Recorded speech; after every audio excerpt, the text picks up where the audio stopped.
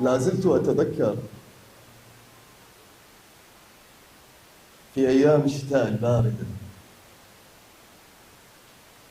كيف كان صديقي يتلقى ضرباته على يديه. هو يضرب وأنا أتألم، كان هو يضرب وأنا أتألم.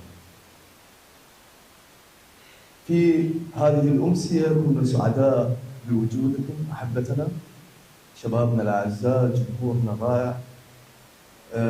في نهايتها سنختم بأن ندعو الله سبحانه وتعالى أن يحفظكم جميعا، وأن يتقبل منا ومنكم هذا الصيام في هذا الشهر المبارك، على أمل أيضا اللقاء بكم في جلسات قادمة لأمسيات الإسكندرية الرمضانية.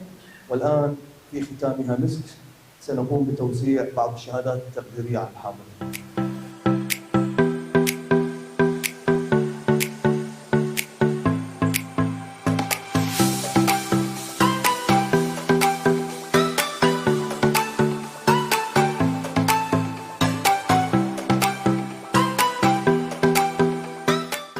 جمهورنا العزيز، أصدقائنا الأحبة، كل من يشاهدنا في كل مكان من الإسكندرية وخارجها، شكرا جزيلا لكم.